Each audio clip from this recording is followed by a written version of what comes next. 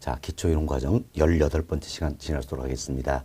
가지고 프린트물 19페이지 하단 보세요. 하단 보시면 143번 부동산 투자회사다. 여기서부터 설명을 좀 드리도록 하겠습니다. 자, 먼저 칠판 보시기 바랍니다. 자, 부동산 투자회사다라는 게 있습니다. 자, 이는 부동산 투자회사법이 있지요. 자, 부동산 투자회사법이다. 여기에 법적 근거를 두고 있다 생각하시면 되겠습니다. 그래서 부동산 투자회사법 여기에 한다면 부동산 투자는 상법상 주식회사예요. 상법상 주식회사다라는 겁니다. 따라서 주식을 발행해서 자금을 조달하는 게 원칙이 된다는 겁니다. 주식을 발행해서 자금을 조달한다. 따라서 부동산 투자는 어때? 주식 발행 이러니까 당연히 지분 금융 방식이다. 이렇게 생각할 수 있겠죠? 우리 지난 시간에 지분 금융에서 배웠던 겁니다. 그래서 지분 금융의 가장 대표인 예가 되는 게 바로 주식 발행 이루어지는 부동산 투자회사다라고 보시면 되겠습니다. 그래서 부동산 투자는 주식을 발행합니다. 주식을 발행해서 불특정 다수의 소액의 일반 투자로부터 자금을 조달한다라는 겁니다. 이때 조달한 자금을 전문가가 운용을 합니다. 그럼 전문가 운용을 해서 수익을 발생시키고 발생 수익을 배당 형태로 분배해주는 회사다. 이렇게 보시면 되겠습니다. 그럼 자, 여기 보세요. 주식 발행이 이루어지죠. 지금 주식을 발행함으로 해서 고가의 부동산 상품을 소액화했다 할 수 있겠습니다. 참 고가의 상품을 소액화했기 때문에 소액의 일반 투자에도 참여할 수 있어요, 없어요? 있다라는 거죠. 그래서 불특정 다수의 소액의 일반 투자자도 참여할 수 있다라는 겁니다. 사실 내가 100억짜리 부동산은 가지진 못한다 할지라도 부동산 투자에 주식을 가지고 만큼 지분을 갖게 된다 할 수 있겠죠. 이처럼 소액의 일반 투자에도 참여할 수 있는 길이 열렸다라는 겁니다. 또한 주식 발행을 통해서 이 유동성이 낮은 부동산 상품을 유동성을 높여줬다 할 수 있겠지요. 자, 이처럼 주식을 발행해서 자금을 조달합니다. 그럼 조달한 자금을 전문가가 운용한다 했습니다. 전문가가 운용하니까 당연히 부동산 투자다. 이는 간접 투자 상품이다 할 수 있겠죠. 간접 투자 상품이다라는 겁니다. 그래서 과거에는 직접 투자였어요. 그럼 직접 투자면 내가 부동산 관련된 전문적인 지식이 있어야 투자가 이루어진다라는 겁니다. 그렇지만 이처럼 이제 부동산 투자는 간접 투자 상품이 되기 때문에 부동산 관련 전문적인 지식이 없이도 내가 얼마든지 부동산 투자할 수 있다. 이렇게 보시면 되겠습니다. 이처럼 부동산 투자는 간접 투자 상품이다라는 겁니다. 잘 기억하세요. 간접 투자 상품이다라는 겁니다. 자, 다음은 전문가가 운용을 하기 때문에 다양한 부산에 나눠 투자한다는 이야기예요. 그래서 분산 투자한다는 겁니다. 분산 투자함으로써 투자에 따른 위험을 줄여주는 역할을 한다라는 겁니다. 다음은 전문가 운용에서 수익을 발생시키고 발생 수익을 배당 형태로 분배를 해준다는 이야기예요. 그래서 내가 부동산 투자에 주식을 가지고 있으면 여기에 따른 배당을 받을 수가 있더라. 그래서 배당에 따른 이익을 얻을 수가 있다라는 겁니다. 또 내가 주식에 투자한 셈이니까 주가가 상승하면 시장에서 주식 팔아버리고 이에 따른 매매 차익도 얻을 수가 있다. 그래서 배당에 따른 이익뿐만이 아니라 매매 차익까지도 얻을 수가 있다라는 겁니다. 그렇지만 경우에 따라서는 투자한 원금의 손실이 발생할 수도 있다라는 이야기예요. 왜? 주식에 투자한 셈이니까 원금의 손실이 발생할 수도 있다. 이렇게 보시면 되겠습니다. 자, 이렇게 해서 저희들이 이제 부동산 투자의 의의라든지 특징 몇 가지를 말씀을 좀 드렸습니다. 말씀드렸는데 자, 잘 보세요. 먼저 부동산 투자사인 주식 발행을 통해서 자금을 조달한다 그랬지요. 그래서 소액의 일반 투자에도 참여할 수 있다. 이 부분 잘 기억하시고요. 다음 전문가가 운영한다 그랬습니다. 그래서 간접 투자 상품이다라는 겁니다. 다음은 수익을 발생시키고 발생 수익을 배당 형태로 분배해준다 그랬죠. 그래서 배당에 따른 이익뿐만이 아니라 매매 차익까지도 얻을 수 있다. 그러나 경우에 따라서는 투자한 원금의 손실이 발생할 수도 있다. 이분도 잘 기억하셔야 됩니다. 우리 시험은 부동산 투자에서 투자한 투자자는 원금에 따른 손실은 발생치 않는다. 이런 점이 나왔어요. 잘못된 표현이죠. 예, 경우에 따라서는 투자 원금에 손실이 발생할 수도 있다. 이렇게 보시면 되겠습니다. 자, 이렇게 해서 저희들이 이제 오이라든지 특징 몇 가지를 말씀드렸고, 다음은 부동산 투자회사법 여기에 한다면 부동산 투자의 유형에는 크게 세 가지가 있다라는 겁니다. 그래서 부동산 투자법 여기에 한다면 부동산 투자 유형에는 크게 세 가지가 있다는 건데, 자, 먼저 자기 관리 부동산 투자 회사라는 게 있습니다. 다음 두 번째 위탁 관리 부동산 투자 회사, 그리고 세 번째로 기업 구조 조정 부동산 투자 회사, 참 세 가지 유형이 있다는 겁니다. 이때 여기는 자기 관리 부동산 투자와 위탁 관리 부동산 투자는 영속성이 있다라는 겁니다. 영속성이 있다. 그렇지만 기업 구조정은 한시성이 있다라는 겁니다. 자, 이때 영속성이다, 한시성이다. 이건 이래 생각하자는 이야기예요. 회사 설립에서 망하지 않는 이상 끝까지 가는 게 영속성이에요. 그러면 회사 설립에서 망하지 않아도 일정 시점이 되면 문을 닫겠다는 이야기예요. 이게 바로 뭡니까? 한시적이다라는 겁니다. 사실 여기서는 기업 구조정 부동산 퇴사는 기업의 구조조정을 촉진할 목적으로 설립이 되었다는 이야기야. 구조조정 완료가 되면 더 이상 회사에 존립 이유가 없다는 해서 문을 닫겠다라는 겁니다. 그래서 기업 구조정 부동산 퇴사는 한시성이 있다. 이렇게 보시면 되겠습니다. 다음은 자기 관리 부동산 퇴사는 실체가 있습니다. 실체가 있다라는 이야기요. 실체가 있다는 이야기 무슨 얘기예요?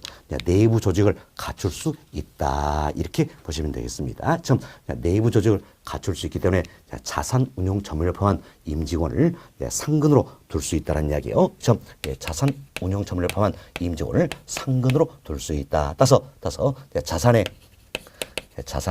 투자 운용 업무를 어떻습니까? 직접 수행하는 회사다. 이렇게 보시면 되겠어요. 왜? 실체이기 때문에 내부 조직을 갖출 수 있다 그랬죠? 그래서 자산의 투자 운용 업무를 직접 수행하는 회사다. 그래서 이름을 뭐라 붙였어요? 자기관리 부동산 회사다. 이렇게 이름 붙였다. 보시면 되겠습니다. 다음 여기는 위탁관리와 기업 구조용 부동산 회사. 이 두 가지 유형은 이 둘은 실체가 없습니다. 이 둘은 실체가 없다는 이야기예요. 실체가 없다는 이야기는 결국 내부 조직을 갖출 수 있어요, 없어요? 없다. 이렇게 보시면 되겠습니다. 따라서 본점 외의 지점을 설치할 수가 없다는 이야기예요. 본점 외의 지점을 설치할 수가 없다. 또한 직원을 고용하거나 상근인 임원을 둘 수 있다, 없다? 없다는 이야기예요. 없다. 위탁 관리와 기업 구조용 부동산 이 둘은 실체가 없다는 이야기야. 그럼 실체가 없기 때문에 본점의 지점을 설치할 수도 없고, 직원을 고용하나 상근 임원을 둘 수도 없다라는 겁니다. 흔히 이처럼 실체가 없는 회사, 이걸 가리켜서 우리가 뭐랄 것인가? 이름만 있다 그래서 흔히 우리가 명목 회사다 이렇게 이야기하는 겁니다. 명목 회사. 여러분이 흔히 페이퍼 컴퍼니다 이런 표현 들어보셨죠? 페이퍼 컴퍼니 여튼 명목 회사다라고 보시면 되겠습니다. 따라서 실체가 없어서 내부 조직을 갖출 수 없다 그랬죠? 그럼 자산의 투자 운용업을 직접 수행할 수 있어요, 없어요? 없다라는 이야기에서 자산의 투자 운용업을 위탁을 하게 된다는 겁니다. 어디에 위탁을 하신가? 바로 자산 관리 회사 여기 위탁을 하게 된다는 겁니다. 결국 자산 관리 회사는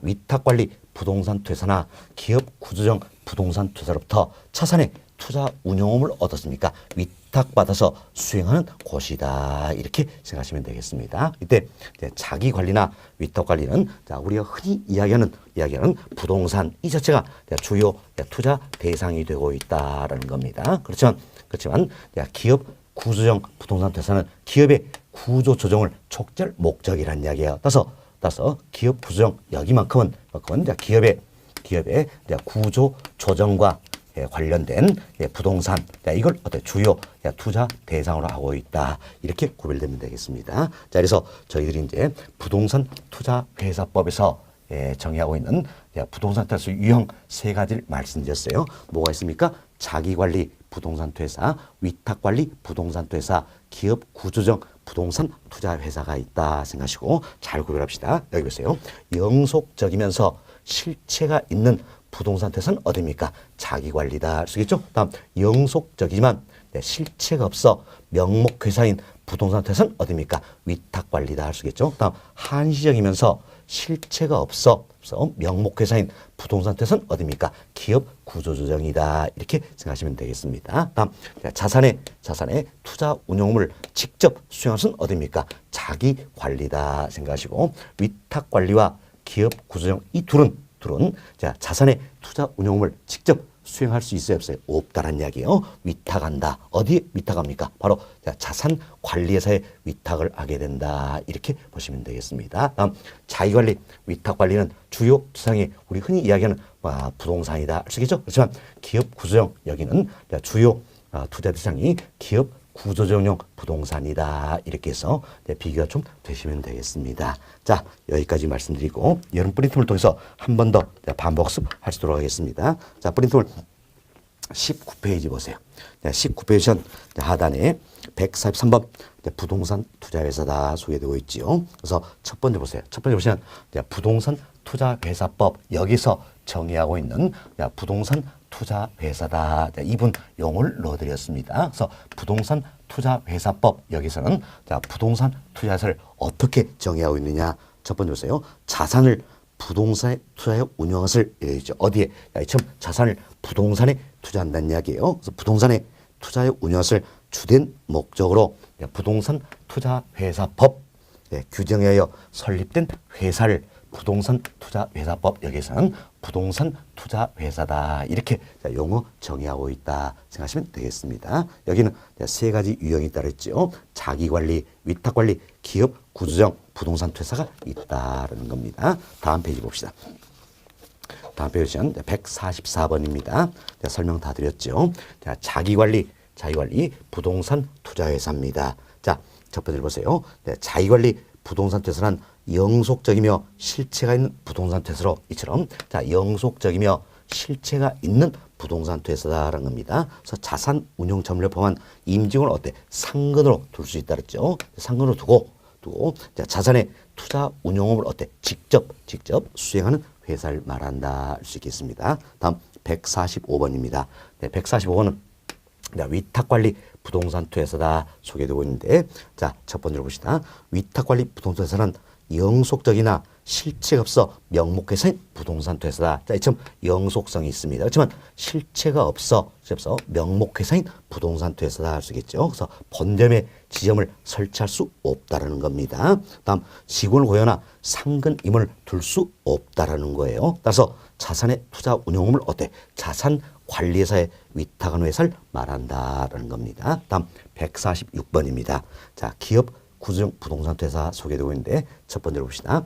자, 기업 구조정 부동산 퇴사는 한시적이며 실체가 없어 되어 있죠? 자, 여기 보세요. 한시성이 있다. 한시적이면서 실체가 없는 명목회사인 부동산 퇴사를 말한다는 겁니다. 그래서 역시 실체이기 때문에 본점의 지점 설치할 수 없다는 이야기예요. 직원을 고용하나 상근임은 둘 수가 없다는 겁니다. 따라서 자산의 투자 운용을 어디에? 자산 관리회사에 위탁하는 회사다 할 수 있겠죠. 또한 기업 구조조정은 기업의 구조조정용 부동산을 주요 투자 대상으로 하고 있다. 이렇게 해서 자기 관리 부동산 퇴사, 위탁 관리 부동산 퇴사, 기업 구조용 부동산 투자회사 용어 정리가 되시면 되겠습니다. 다음 147번으로 넘어갑니다. 147번은 프로젝트 파이낸싱이다 소개인데 흔히 파이낸싱 이건 뭘답니까? 금융이다 이렇게 보시면 되겠어요. 그래서 프로젝트 금융이다라는 건데 이는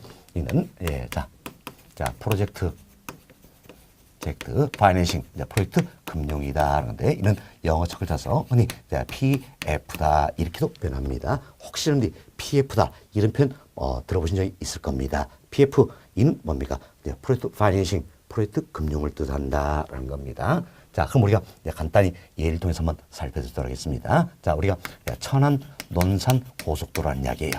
천안 논산 고속도로다. 이것은 개발 사업이 있다는 겁니다. 이미 천안 논산 고속도로 이제 개발 사업 완료가 되었죠? 지금 차량들 한참 다니고 있지요. 그런데 제가 주로 이 예를 드는 것도 이유가 있는 겁니다. 사실 저도 건설회사에서 딱 만 10년 근무를 했습니다. 그럼 제가 건설에 근무할 당시에 당시에 이것은 자, 천안 논산 고속도로 개발 사업 프로젝트가 진행이 되었었죠. 그래서 제가 조금 더 알고 있어서 이 부분 가지고 예를 드는 겁니다. 그럼 자 보세요. 천안 논산 고속도로다. 이것은 개발 사업을 1개 회사가 하려고 할까 안 할까요? 안 하지요. 맞죠? 왜 그렇습니까? 그만큼 개발 기간도 길고 자금력, 기술력도 문제가 될 수가 있다는 이야기예요. 그렇죠? 그래서 대규모의 개발 사업 이 같은 경우에는 절대 1개 회사가 하려고 하지 않는다는 겁니다. 않는다. 그래서 A 회사, B 회사, C 회사, D 회사, 참 여러 회사가 결합이 되어서 개발 사업을 진행한다라는 겁니다. 사실 천안 논산 고속도로다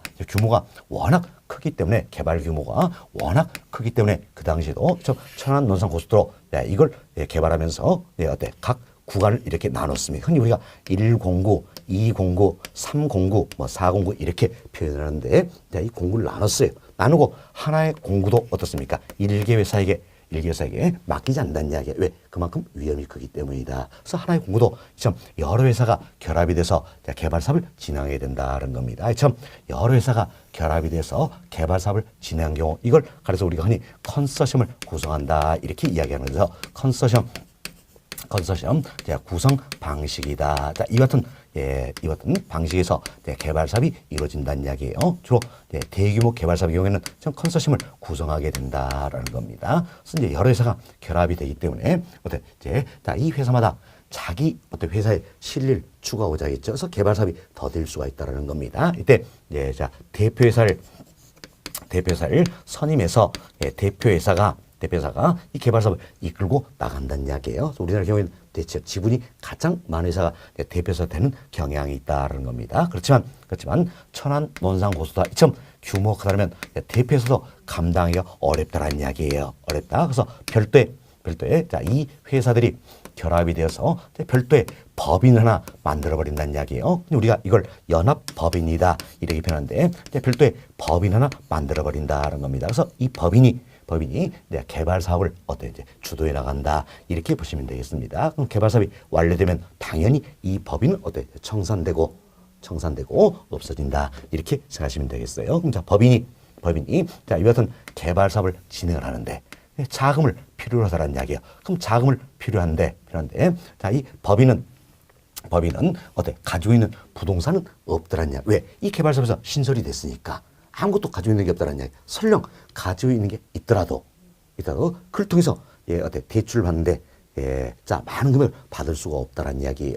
없다. 그래서 법인은 그럼 부동산을 담보로 해서 대출을 받을 수 있어요, 없어요? 없다라는 겁니다. 없다. 그래서 부동산을 담보로 해서 대출 받을 수가 없다라는 이야기예요.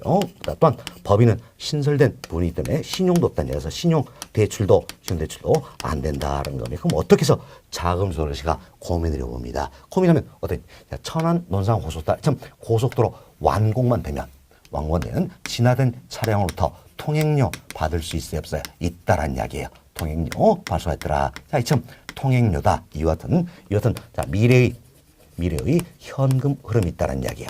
미래의 현금 흐름 또는 미래 사업의 수익성이다 할 수 있겠죠. 참 미래 현금 흐름, 미래 수익성 이걸 담보로 해서 자금을 조달하겠다라는 겁니다. 자금 조달. 이 같은 자금 조달 기법을 가려서 우리가 프로젝트 금융이다, 프로젝트 반싱 PF다 이렇게 표현하는 겁니다. 그래서 이 내용을 통해서 프로젝트 반싱, 프로젝트 금융이라는 것은 부동산 담보대출이 아니란 걸 잘 기억하셔야 됩니다. 부동산 담보대출이 아니다.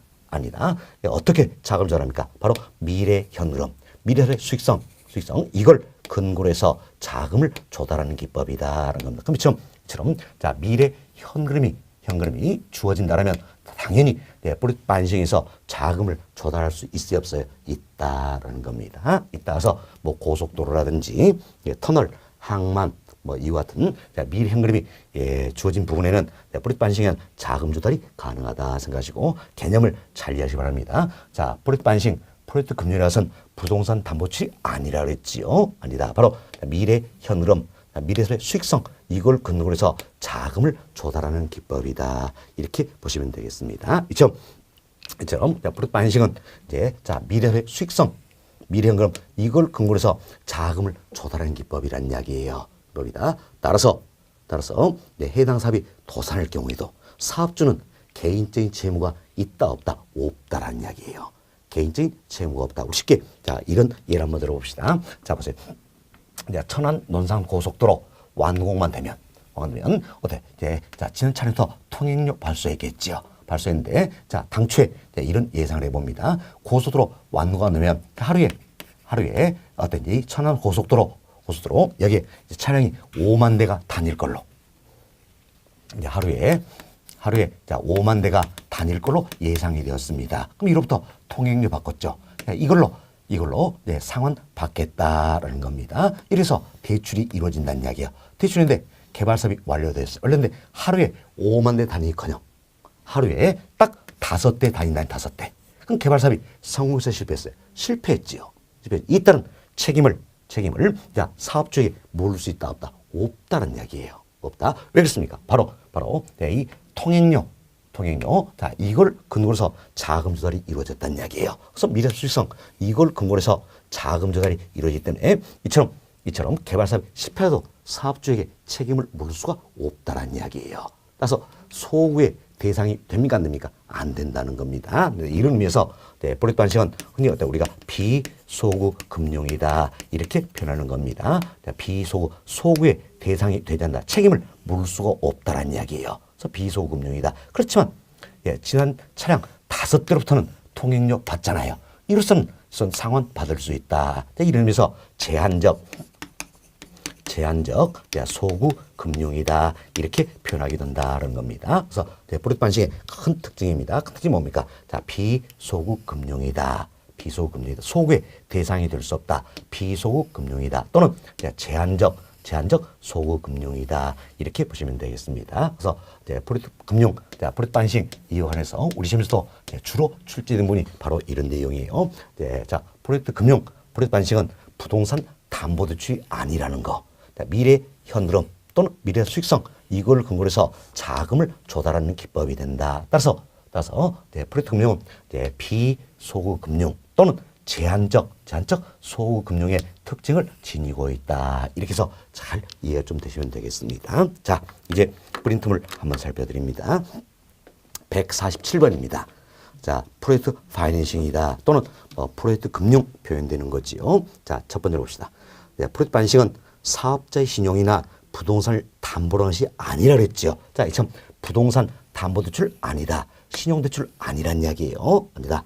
미래사업의 수익성 또는 미래현금을 기초로 자금을 조달하는 방식이다. 우리 설명했죠. 미래사업의 수익성 또는 미래현금 이걸 기초로 해서 자금을 조달하는 방식이다라는 겁니다. 따라서 비소금융 또는 제한적 소구금융이라는 특징을 지니고 있다. 이처럼 비소구금융이다. 제한적 소구금융이다. 이 같은 특징을 지니고 있다는 겁니다. 자, 다음 질문 봅시다.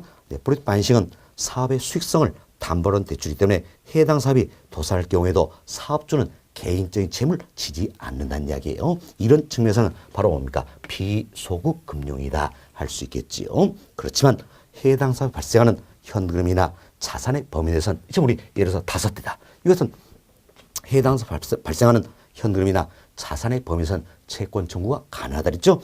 이런 측면에서는 제한적 소구 금융이라 할 수 있다. 그래서 비소구 또는 제한적 소구 금융이다. 이 특징을 잘 기억해 주시면 되겠습니다.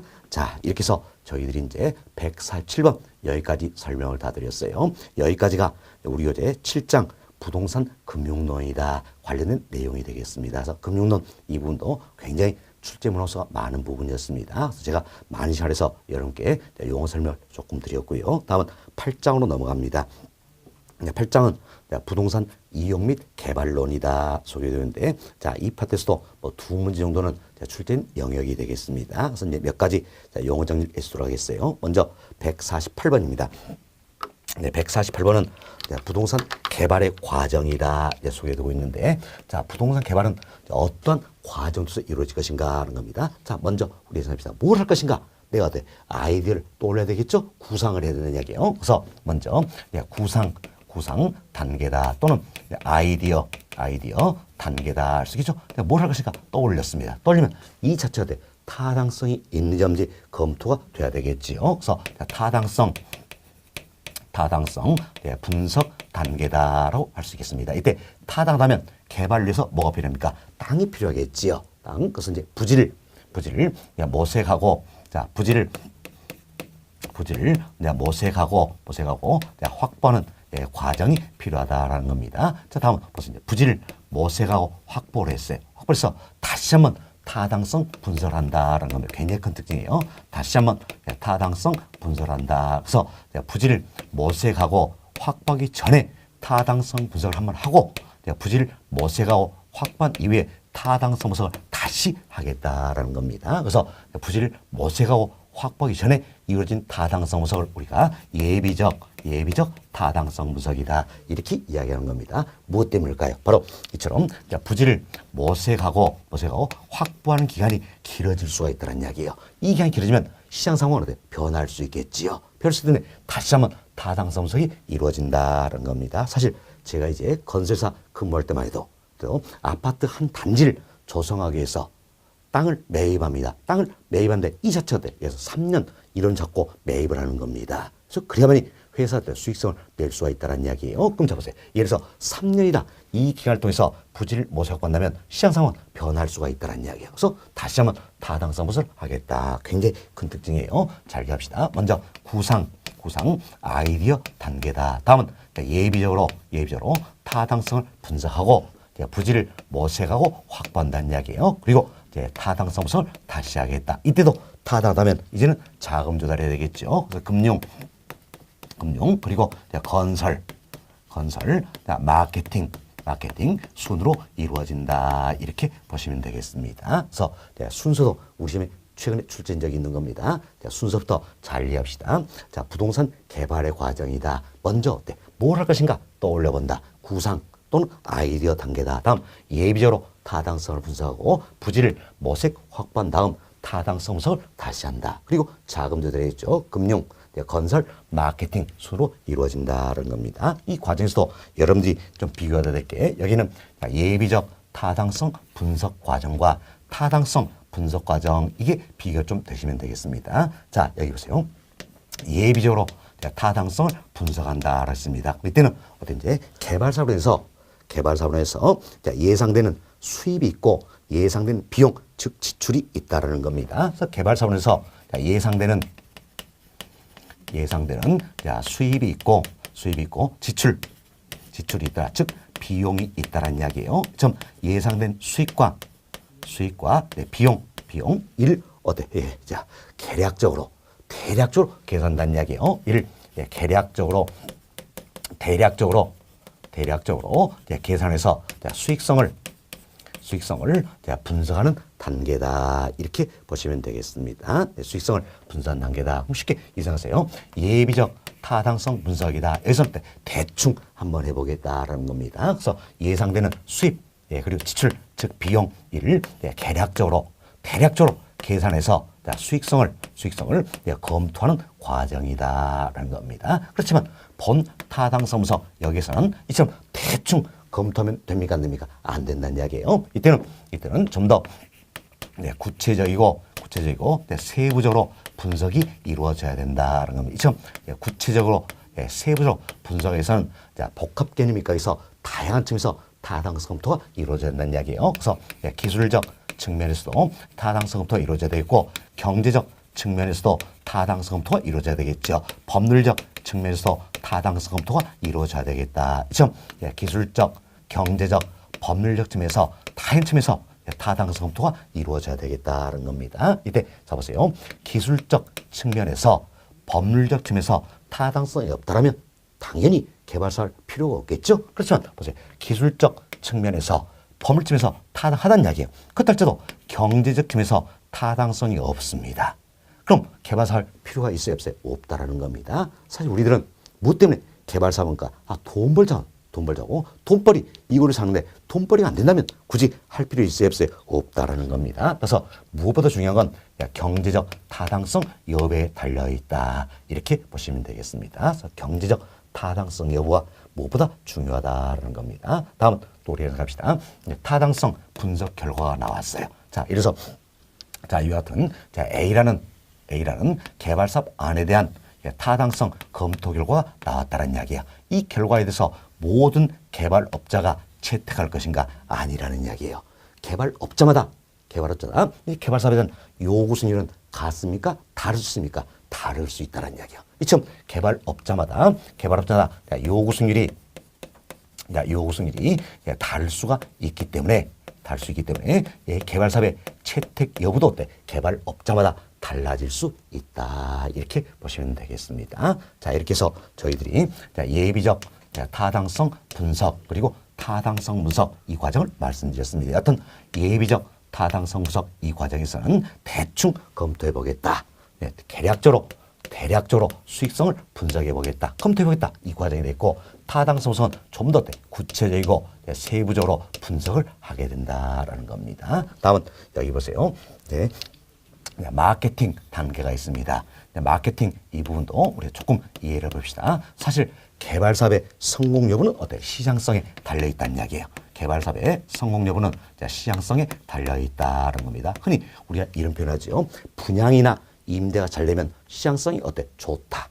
분양 임대 안 되면 시장성이 안 좋다. 이런 표현하잖아요. 그럼 개발사업에서 분양 임대가 잘 될 거 아닙니까? 그죠? 따라서 개발사업의 성공 여부는 뭐에 달렸습니까? 시장성에 달려있다라는 겁니다. 그래가지고 마케팅에도 크게 두 가지가 있습니다. 하나는 분양, 즉 매도와 관련된 마케팅이 있고, 또 하나 어때? 임대와 관련된 마케팅이 있다라는 겁니다. 참 분양, 즉 매도와 관련된 마케팅이 있고, 임대와 관련된 마케팅인데 둘은 어때? 서로 연관이 깊다라는 겁니다. 사실 내가 분양받아서 또 임대할 수도 있잖아요. 그럼 임대가 잘 안 된다면 분양받으려고 할까 안 할까? 안 한다는 이야기예요. 그래서 분양, 임대, 자, 이는 어떤 밀접한 관련이 있다. 서로 연관이 있다 생각하시고, 특히 임대 관련 마케팅은 언제부터 이럴 것인가? 개발사업 초기부터 이것이 바람직하다는 겁니다. 왜? 임대 완료 기간이 길면 길수록 그만큼 개발업자에게는 어때? 위험이 따르겠죠? 따라서 임대 관련 마케팅은 특히 언제부터? 사업 초기부터 이것이 바람직하다. 우리 시험은 사업 중기, 사업 말기 이런 이야기가 나옵니다. 잘못된 표현이에요. 자, 임대 관련 마케팅은 언제부터? 개발사업 초기부터 이것이 바람직하다. 이렇게 보시면 되겠습니다. 물론 마케팅 단계다 후반부에 배열은 돼 있지만 특히 임대 관련 마케팅은 언제부터? 개발사업 초기부터 이것이 바람직하다. 이렇게 보시면 되겠습니다. 자, 이렇게 해서 저희들이 이제 부동산 개발의 과정이다. 소개를 좀 해드렸습니다. 자, 프린트물 한번 봅시다. 148번입니다. 자, 부동산 개발의 과정이다. 박스를 보세요. 박스 보시면 자, 순서를 넣어드렸습니다. 자, 가장 먼저 뭡니까? 구상, 아이디어 단계다. 다음은 예비적 타당성 분석 단계가 되겠습니다. 다음은 부지를 모색하고 확보한 단계다. 다음은 타당성 분석 단계죠. 그리고 금융, 다음은 건설, 마케팅 단계 순이다. 이렇게 보시면 되겠습니다. 자, 질문 한번 봅시다.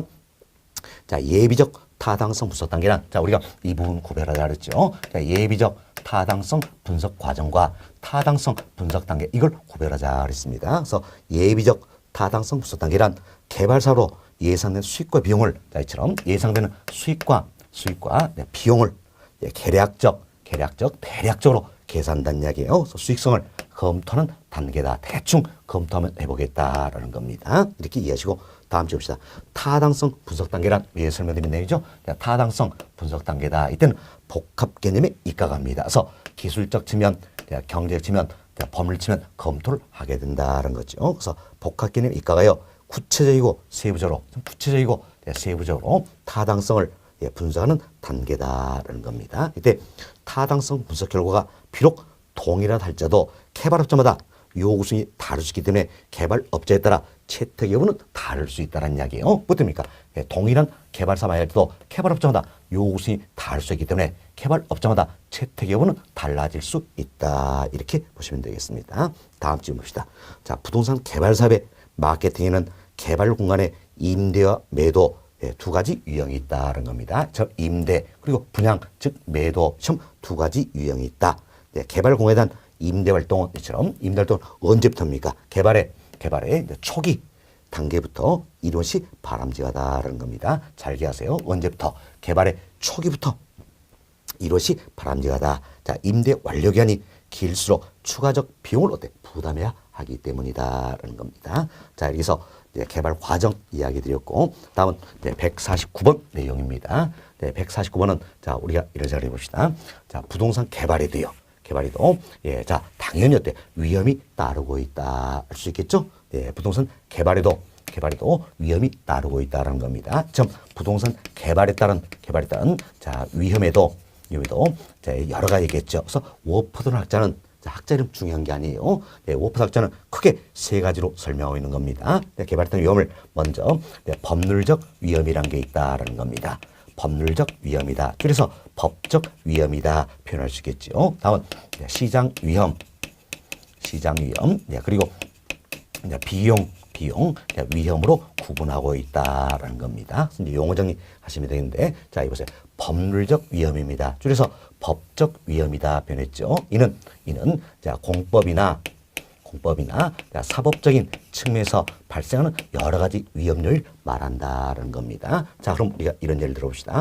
자, 토지 이용 규제와 예, 관련된 위험이 있다는 이야기야. 자, 보세요. 정부의 토지 이용 규제가 변한다는 이야기야. 이래서 예, 개발선에서 내 기술이 달성되지 않을 수 있겠죠. 하나의 위험 요인이다 할 수 있겠습니다. 그래서 자, 이는 어떤 측면입니까? 바로 공법적인 측면이다 할 수 있겠죠. 여러분이 토지 이용 규제다. 이는 어때? 공법 시간에 다루는 부분이죠. 공법적인 측면이다 할 수 있겠습니다. 다음은 소유권 관련이란지, 자, 민원, 자, 이와 관련해서 예, 또 어떤 위험 요인이 발생할 수도 할 수 있겠죠. 민원 이 부분 때문에 내 기능 수익이 달성되지 않을 수도 있잖아요. 그죠? 그래서 하나의 위험 요인이다. 참 소유권 관련 부분이나 민원 관련된 부분이다. 이는 어떤 측면이니까 바로 사법적 측면이다 할 수 있겠습니다. 자, 이분도 구별이 되셔야 돼요. 우리 시험은 이것도 말 바꾼 적이 있습니다. 자, 토지 이용 규제 관련된 사법적 측면 잘못된 표현이죠. 자, 토지 이용 규제 관련한 공법적 측면이나 자, 소유권이나 민원 관련한 사법적 측면에서 발생할 수 있는 여러 가지 위험들 뭡니까? 법률적 위험이란다. 이렇게 보시면 되겠습니다. 그래서 공법, 사법적 측면에서 발생할 수 있는 위험 요인이 바로 법률적 위험이다. 이렇게 보시면 되겠습니다. 됐습니다. 자, 다음은 시장 위험이라는 게 있어요. 시장 위험은 부동산 시장은 끊임없이 변한다는 이야기야. 그럼 시장이 끊임없이 변하기 때문에 시장은 확실합니까? 불확실합니까? 불확실하다는 이야기야. 불확실하다.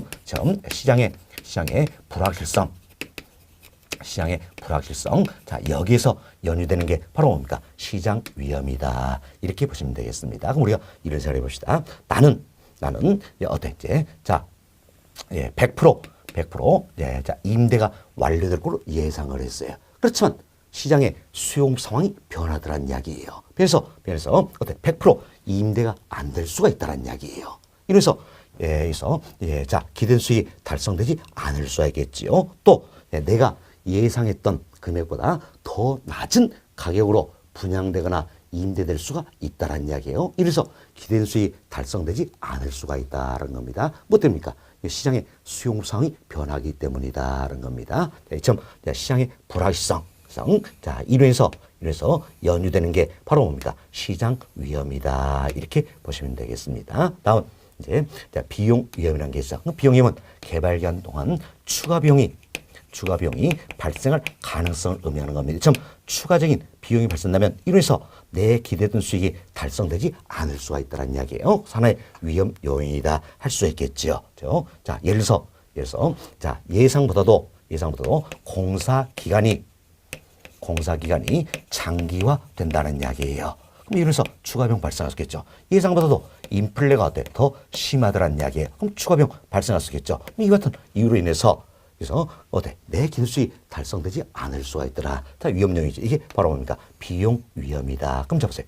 예상보다 인플레가 심하면 심할수록, 공사 기간이 길어지면 길을수록 그만큼 추가 비용 어때? 더 많이 발생했죠? 비용 위험은 커진다. 이렇게 보시면 되겠습니다. 이처럼 개발했던 위험에도 크게 세 가지가 있다고 생각하시고, 워프석자는 세 가지가 있죠? 법률적 위험이다, 시장 위험이다, 비용 위험이다. 그래서 용어만 잘 정리해 주시기 바라겠습니다. 자, 토지 이용 규제 같은 공법적 측면이나 소유권, 민원 관련된 사법적 측면에서 발생할 수 있는 위험이 어때? 법률적 위험이다. 다음 시장의 불확실성. 여기서 연유되는 게 시장 위험이다라는 겁니다. 다음 추가 비용이 발생할 가능성이 뭡니까? 비용 위험이다. 이렇게 해서 자, 용어 정리가 되시면 되겠습니다. 자, 이 내용이 이제 여러분 프린트물 149번에 나와 있는 내용이에요. 같이 또 한번 살펴봅시다. 자, 149번. 자, 부동산 개발의 위험이다라는데 첫 번째로 보세요. 부동산 개발은 그 과정에 내포되는 불확실성으로 인해 위험 요소가 존재한다. 결국 부동산 개발 사업 여기에도 위험은 따르고 있다는 이야기예요. 왜? 내 기대된 수익 달성되지 않을 수 있기 때문에 위험은 따르고 있다는 겁니다. 그 다음 지금 봅시다. 워포드는 부동산 개발했던 위험을 크게 세 가지로 구분하고 있죠. 자, 법률적 위험, 그리고 시장 위험, 비용 위험으로 구분하고 있다는 겁니다. 다음 지금 봅시다. 법률적 위험은 공법, 사법적인 관계에서 발생한 위험을 말한다. 그래서 제가 예를 들었습니다. 토지 이용 규제 같은 공법적 규제로 발생한 위험이나 소유권 관계라든지 주민의 민원 등 사법적인 관계에서 발생할 수 있는 위험이 있다. 즉 공법, 사법적 측면에서 발생한 위험을 뭡니까? 법률적 위험이란다라는 겁니다. 다음 시장 위험이란 시장의 불확실성이 개발업자에게 지우는 부담을 말한다는 겁니다. 부동산 시장은 끊임없이 변화되므로 상황에 따라서는 개발된 부동산이 매도되지 않거나 임대되지 않을 수도 있다는 이야기예요. 또 매도되거나 임대하더라도 처음에 생각했던 것보다 낮은 가격으로 거래가 이루어질 수 있다는 이야기예요. 좀 시장의 불확실성, 여기서 연유되는 게 바로 뭡니까? 시장 위험이다. 뭐 때문입니까? 부동산 시장은 끊임없이 변하기 때문이다. 이렇게 보시면 되겠습니다. 자, 다음 주 봅시다.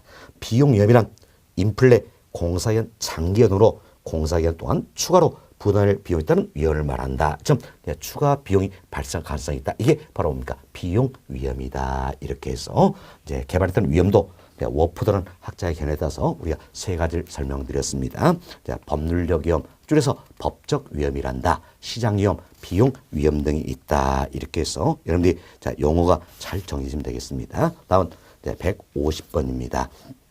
150번은 부동산 개발의 타당성 분석 과정이다 소개되고 있는데 사실 저희들이 조금 전에 부동산 개발의 과정이다 그래서 먼저 구상 아이디어 단계다. 다음은 예비적으로 타당성을 분석하는 단계다. 그리고 부지를 모색하고 확보하는 단계다. 다음은 타당성 분석하는 단계다. 그리고 금융, 건설, 마케팅 순으로 이루어진다 그랬죠. 이때 이제 본 타당성 분석이다. 그러니까 이 과정이 되겠어요. 예, 그래서 이 타당성을 분석할 때는 어때 좀 더 구체적이고 세부적으로 분석한다 그랬죠. 이 내용에 대해서 우리가 조금 더 설명을 좀 드리도록 하겠습니다. 우리 쉽게 자, 이런 예를 한번 들어보자라는 겁니다. 자, 여기 보세요. 자, 내가 구로에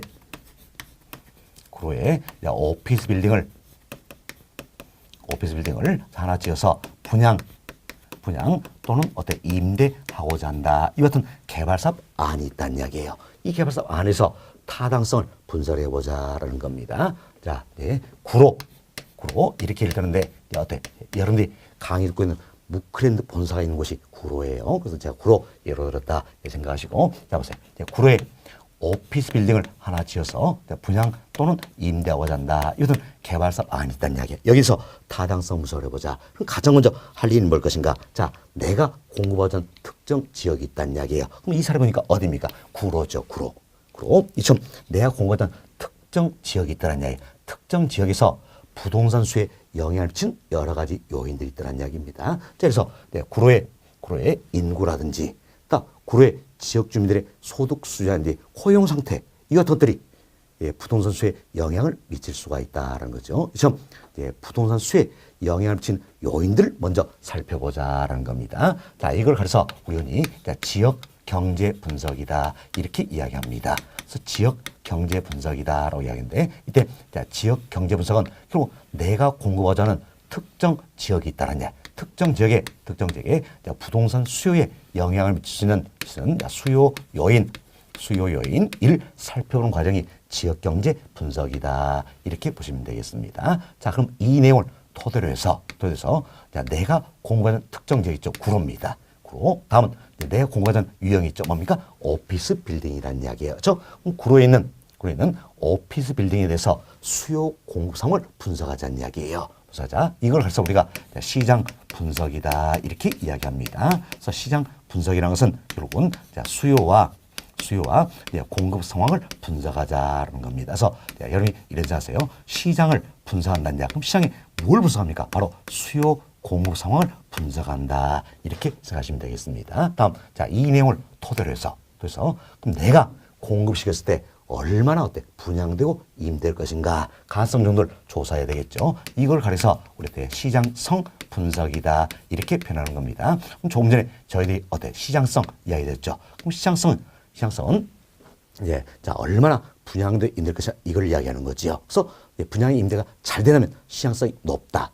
분양 임대 안 되면 시장성이 낮다 표현할 수 있겠죠. 그래서 내가 공급시켰을 때 얼마나 분양되고 분양 즉 매도되고 임대될 것인가 가능성 정도를 조사해 보자라는 겁니다. 가능성 조사 이게 시장성 분석이다. 그래서 여러분이 여기서 먼저 시장 분석과 시장성 분석 구분이 되셔야 되겠죠. 시장 분석은 시장을 분석한다는 이야기. 그럼 시장이 뭘 분석합니까? 수요와 공급 상황을 분석한다 이렇게 생각하시고 다음은 시장성을 분석한다는 이야기야. 그럼 시장성을 분석한다. 그럼 시장성이란 뭡니까? 얼마나 분양되고 임대될 것인가 가능성 정도를 따지는 거지요. 그래서 시장성 분석이다. 이는 얼마나 분양되고 임대될 것인가 가능성 정도를 조사하는 것이다. 그래서 여러분이 시장 분석, 시장성 분석 이 용어를 잘 정리하셔야 됩니다. 다시 한번 자 시장 분석은 시장에 뭘 분석한다? 수요 공급상을 분석해서 말하는 겁니다. 그리고 시장성 분석은 시장성이 있다 없다 이걸 분석하는 거서 얼마나 분양되고 즉 매도되고 임대될 것인가 가능성 정도를 조사하는 것을 말한다라는 겁니다. 그렇죠? 이제 얼마나 분양되고 임대될 것인가 가능성 정도를 조사했습니다. 자, 이 내용을 토대로 해서 그래서 타당성 분석이 이루어진다라는 겁니다. 자, 이때 타당성 분석이라는 것은 자, 이제 얼마나 분양되고 임대될 것인가 가능성 정도를 조사했어요. 조사해놓고 결국 수익성을 분석하는 과정이다라는 겁니다. 그래서 자 자금을 끌을 만한 충분한 수익성이 수익이 있는지 이 여부를 따져보겠다라는 겁니다. 자 그리고 이 과정 토대로 해서 이제 자 위험과 수익과의 관계를 고려해서 그래서 투자 분석이 이루어진다는 겁니다. 자 이렇게 해서 자 부동산 개발의 타당성 분석이 이루어진다 생각하시고 이분도 먼저 이름이 순서부터 이해가 좀 되셔야 됩니다. 가장 먼저 할 일이 뭡니까? 자 이처럼 내가 구로에 오피스 빌딩을 하나 분양 또는 임대하겠다. 이건 예를 통해서 생각하시면 아주 쉽다는 이야기예요. 가장 먼저 할 일이 내가 공급하는 지역이 있더라. 이 지역에 부동산 수요에 영향을 미친 요인부터 살펴보겠다는 겁니다. 좀 수요 요인을 살펴보겠다. 이게 바로 뭡니까? 지역경제 분석이다라는 거죠. 다음, 내가 공급하는 이 지역에 내가 공급하는 유형에 대해서 자 수요 공급성을 분석하겠다는 거죠. 이걸 뭡니까? 시장 분석이란다. 그래서 시장 분석은 시장에 뭘 분석한다? 수요 공급성을 분석한다는 이야기야. 그럼 자 어떻게? 구로에 오피스 빌딩의 수요 공급성을 분석을 했어요. 그럼 이때부터 해서 내가 공급시켰을 때 얼마나 분양되고 임대될 것인가 가능성 정도를 조사할 수 있다는 이야기예요. 좀 얼마나 분양되고 임대될 것인가 가능성 정도를 조사하는 게 바로 뭡니까? 시장성 분석이다. 결국 시장성이 있다 없다 분석한다는 이야기예요. 이는 얼마나 분양되고 임대될 것인가 이걸 살펴보는 것이다. 이 내용을 통해서 수익성 여부를 검토에 따라서 자금을 얼마나 충분한 수익인 살펴보겠다는 이야기야. 타당성 분석이다 할 수 있겠죠. 이 내용을 통해서 투자 분석이 이루어진다. 이렇게 해서 순서부터 먼저 생각합시다. 지역 경제 분석부터 출발하는 거죠. 시장 분석, 시장성 분석, 타당성 분석, 투자 분석이다 생각하시고 특히 여기서도 시장 분석과 시장성 분석 용어 정리가 잘 되셔야 되는 겁니다. 자, 시장 분석은 시장에 뭘 분석한다? 수요 공급상을 분석하는 것이고 시장성 분석은 시장성이 있다 없다 분석하는 거죠. 얼마나 분양도 임대차 가능성 정도를 조사하는 것이다. 이렇게 보시면 되겠습니다. 그럼 이때 우리가 이제 시장성 분석 일리스도 여러 가지 기법들이 활용되는데 그 중에 대표적인 기법이 바로 뭡니까? 흡수율 분석이라는 게 있다라는 겁니다. 흡수율 분석이라는 게 있다는데 이때 흡수율 분석은 우리는 합시다. 구로에 오피스 빌딩이 하나가 공급이 되었다는 이야기야. 그럼 구로에 오피스 빌딩이 공급이 되면 일정 기간 내에서 1년 일정 기간 동안 어느 정도 비율로 흡수되었느냐 이걸 살펴보는 기법이에요. 그럼 자 흡수율이 높을수록 그만큼 분양 임대가 잘 되었다 이런 뜻이잖아요. 흡수율이 낮으면서 분양 임대가 안 되었다라는 겁니다. 지금 흡수율 분석 일 통해서 수요 공급 상황도 우리 구체적으로 조사해 볼 수가 있다라는 겁니다. 또한 과거에 또 뭐 현재 부동산 추세도 부동산 시장 추세도 살펴볼 수 있겠지요. 그렇지만 궁극적인 목적은 어디에서 것인가? 내가 분양 임대했을 때 얼마나 분양도 임대될 것인가? 이처럼 자, 미래의 흡수율 자, 이걸 살펴보는데 궁극적인 목적이 있다. 그래서 잘 기억하셔야 됩니다. 흡수율 분석 일 통해서 자, 부동산 시장의 수요 공급을 구체로 조사할 수도 있고 부동산 시장의 과거나 현재 추세도 살펴볼 수 있다는 이야기야. 그러나 궁극적인 목적은 어디 있는 겁니까? 내가 공시했을 때 얼마나 분양되고 임대될 것인가 가능성 정도를 조사한 데 있다. 결국 미래 흡수율 파악하는 데 궁극적인 목적이 있다는 겁니다. 그래서 이분도 우리 시험 꽤 출제가 많이 됐던 부분입니다. 자, 흡수율 분석의 궁극적인 목적은 과거의 부동산 시장 추세를 파악함에 있다. OX, X. 잘못되어 있죠? 자, 보세요. 흡수율 분석 예를 들어서도 부동산 시장의 과거의 추세 파악할 수 있어요? 없어요? 있어요. 그렇지만 궁극적인 목적은 어디는 겁니까? 바로 미래 흡수율 파악함에 있다라는 겁니다. 그래서 내가 공식했을 때 얼마나 분양되고 임대될 것인가? 참 미래 흡수율 파악한데 궁극적인 목적이 있다. 이렇게 기억을 하셔야 되는 겁니다. 과거의 추세를 파악하는데 궁극적인 목적이 있는 게 아니라는 이야기. 물론 흡수율에서 일전서 과거의 추세를 파악할 수 있잖아요. 그렇지만 궁극적인 목적은 어디에 있다? 바로 미래 흡수율 파악함에 있다. 즉 내가 공시했을 때 얼마나 분양도 임대될 것인가 이걸 파악하는데 궁극적인 목적이 있다. 이렇게 보시면 되겠습니다. 자, 이렇게 해서 저희들이 이제 150번, 151번 설명을 다 드렸어요. 자, 프린트물 한번 살펴봅시다. 150번입니다. 네, 150번 시간 부동산 개발의 타당성 분석 과정이다. 자, 박스를 보세요. 순서부터 우리 기가 잘했죠? 순서부터 기다렸어요. 먼저 지역 경제 분석부터 출발한다. 그래서 시장 분석, 다음은 시장성 분석이지요. 타당성 분석, 투자 분석 순이다. 그래서 시장 분석을 먼저 하고 시장성 분석을 행하게 된다라는 겁니다. 자, 첫 번째로 봅시다. 자, 지역경제 분석이란 우리 설명드린 이 내용이에요. 자, 지역경제 분석이란 특정 지역에 이 사례 보면 어디입니까? 구로가 되겠죠. 특정 지역에 부동산 수에 영향을 미치는 인구, 가구, 고용, 소득 등의 수요 요인을 분석하는 과정이다라는 겁니다. 다음 시장 분석과 시장성 분석 여기에 대한 용어 정리를 하자라는 이야기예요. 자, 시장 분석이란 특정 지역의 특정 유형의 부동산에 대한 자 보세요. 구로 그리고 오피스 빌딩 이렇게 있죠. 구로에 있는 오피스 빌딩 특정 지역의 특정 유형의 부동산에 대한 수요와 공급 상황을 분석하는 게 뭡니까? 시장 분석이 된다라는 겁니다. 그래서 시장 분석은 어떻게 했어요? 시장을 분석한다. 시장의 뭘? 수요와 공급상을 분석한다. 이렇게 보시면 되겠습니다. 그 다음 주 보세요.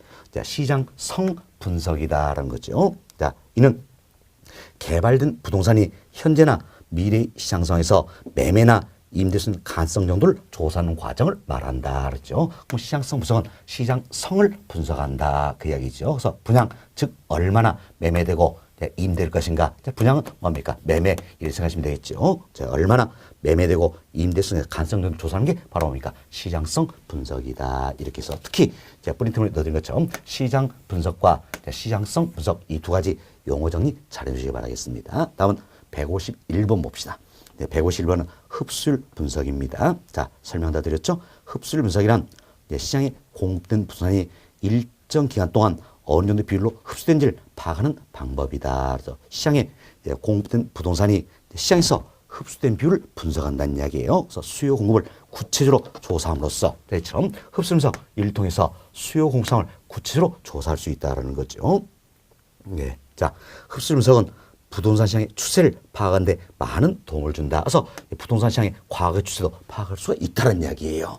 있다. 자, 이러한 흡수 분석의 궁극적인 목적은 어디 있습니까? 단순히 과거의 추세를 파악하는 게 아니란 이야기예요. 바로 대상 개발 사업에 대한 미래 흡수를 파악하는 데 있다. 그래서 잘 기억하셔야 겠죠. 흡수율 분석 일 통해서 부동산 시장의 과거의 추세 파악할 수 있어요? 없어요? 있죠? 그렇지만 흡수율 분석의 궁극적인 목적은 어디 있는 겁니까? 바로 미래의 흡수율 파악하는 데 궁극적인 목적이 있다. 결국 내가 내가 공급시켰을 때 얼마나 분양, 매매도 있는 것인가 가능성 정도를 조사하는데 궁극적인 목적이 있다는 겁니다. 그래서 잘 보셔야 됩니다.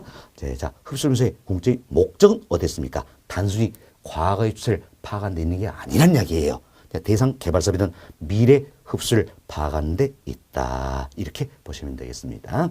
자, 이렇게 해서 저희들이 이번 시간에는 금융론 일부를 이야기해 드렸고, 개발론 관련해서 부동산 개발의 과정이라든지 개발에 따른 위험, 그리고 타당성 분석 과정이다. 이걸 중심으로 설명을 드렸습니다. 다음 시간에는 부동산 개발의 분류 방법부터 또 설명을 좀 드리도록 하겠습니다.